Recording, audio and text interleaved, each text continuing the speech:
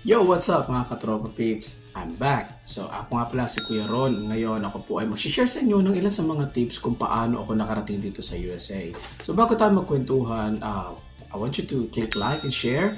At i-share mo to sa iyong mga kaibigan. At the same time, panoorin mo to hanggang sa dulo para maintindihan mo yung mga tips and tricks or yung mga bagay na kailangan mo malaman kung ikaw ay desidido na magpunta sa ibang bansa. Especially kung ikaw ay desidido na magturo dito sa United States. So, ano pa inaantay natin? Let's go!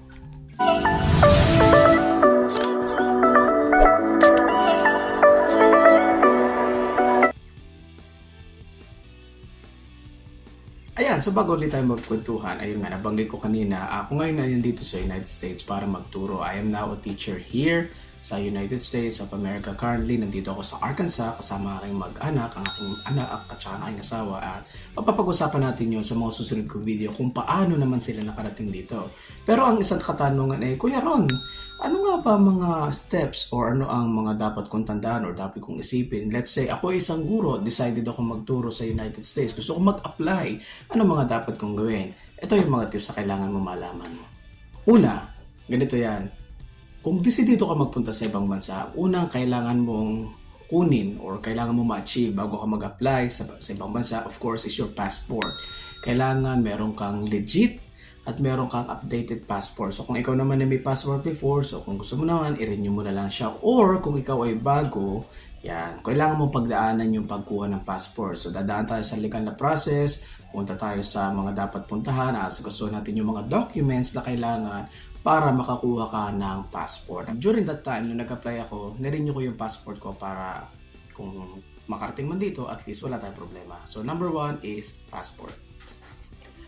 Number 2, ito yung isa sa mga vital na kailangan. Para sa akin, kasi during that time, nag-apply ako and during that time, nasa Department of Education ako nagtuturo. And of course, para makapagturo ka sa Department of Education, kailangan mo ng, number 2, PRC license. Yung license na yun, dapat license to teach. So yeah, during that time, ako po ay nagtuturo as a high school teacher sa aking lugar, sa Nasugbu, Batangas. At mahaba yung pangalan ng school ko. But anyway, what I'm trying to say is kailangan mo ng lisensya. Kasi isa yun sa mga titingnan pagdating mo dito or yung sa pag-a-apply, sa process ng pag-a-apply mo.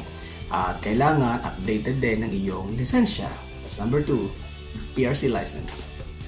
Alright, number 3. Dito, medyo mahaba to. Pagsasama-samay ko na siya para hindi sayang yung oras sa panonood. Siyempre, kailangan mo ng iyong mga papers kagaya ng diploma, kailangan mo ng iyong transcript, kailangan mo ng mga records galing sa PRC, good standing, reports, PRC board rating, lahat ng mga documents na maaaring makatulong sa iyo sa iyong process ng pag-apply dito, kailangan yan ay on hand. And of course, wag na wag mong kakalimutan yung transcript kasi gagamitin mo siya sa pagpapa-evaluate just like what we did before. During that time, nung nag-apply ako, kailangan namin i-convert yung transcript namin, pa-convert through Spantran. So marami yun, mahaba pa ating record. So lalagay ko dito yung Spantran at kung ano yung sabihin niya. So yun yung process na kung saan kailangan mong ipa-evaluate ang iyong transcript. So mahaba yun. Yung number 3 ay lahat ng documents na maaaring makatulong sa iyo. Pang-apat, punta naman tayo sa mga legal matters. Ito kasi yung isa sa mga kailangan din bukod doon sa mga nasabi ko kanina. Of course, kailangan mo na mga clearances. Kailangan cleared ka sa lahat ng agency, especially sa NBI. Ito na yon. So number 4, kailangan mo ng NBI clearance, police clearance, barangay clearance, at lahat ng clearances na maaaring mo makuha. So hindi mo naman kailangan siyang pagsabay-sabay all at once. So, ayun nga, kagaya nga na sinasabi ko, kung decided ka, mag-umpisa ka ng mag-gather step by step ng lahat ng documents na maaring kailanganin or maaring makatulong sa iyo sa iyong application. Pang-5, ito para sa akin, nakadepende to kung maaring kukunin mo or maaring kailanganin, pero para sa akin, kunin mo na rin para sure. Kasi baka dumating sa pagkakataon na hanapin ito sa iyong application. Ang pang-5 ay yung mga supplementary documents. So kung ikaw ay marunong mag-drive, I would suggest kumuha ka ng driver's license sa Pilipinas. Non-professional, professional, basta kumuha ka ng lisensya. Kasi syempre kung ikaw ay mag-a-apply dito sa United States, maaaring dumating sa punto na ikaw ay mangailangan ng sasakyan at isa sa mga requirements ay marunong ka mag-drive. Napakagandang bagay kasi yung the way ng pagmamaneho natin dyan sa Pilipinas ay kagaya din naman ng pagmamaneho dito sa United States. pero dito mas mahigpit. So although ako mismo hindi pa ako nakakakuha ng sasakyan, at least meron na akong driving certificate. So medyo mahirap yung test, pero syempre kailangan mong ipasa. Yung sinasabi ko na kailangan marunong ka magmaneho dyan sa Pilipinas para pagdating mo dito, meron kang knowledge and idea kung paano ka mag-navigate sa kalsada. Especially pag pupunta ka sa school, pag pupunta ka sa pinaka-palengke dito, ayun na nga, kailangan mo meron kang driver's license. So marunong ka dapat magmaneho at meron kang basic knowledge paano magmaneho at paano mo gagamitin ng knowledge na yun when it comes to kalsada.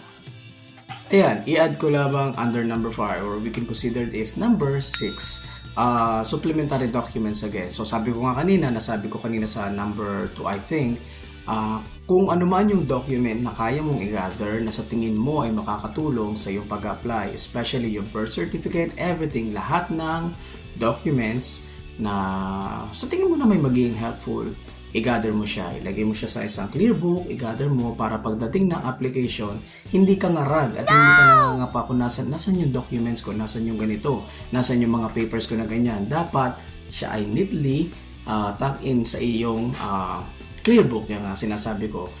Step by step, hindi madali ang pag-a-apply, pero lahat naman ng bagay ay nagagawa ng dahan-dahan. Step by step. Una sa lahat, ito yung pinakamahalaga. Bago mag-apply, mag-pray ka muna, mag-decide ka muna kung ito ba talaga ay laman ng iyong puso, dahil lahat ng bagay, kung hindi ka mananalangin at hindi ka hingi ng tulong sa ating Panginoon, ay mag-fail. So always remember, ang kauna-unahang step dapat, ito yung most important step. Kailangan mong mag-pray. Mag-ask ka ng kaalaman, ng wisdom sa Diyos, kung ito ba talaga ay bumubukal sa puso mo, dahil pag nandito na sa ibang bansa, medyo challenging, pero through God's guidance ay mapapagtagumpayan.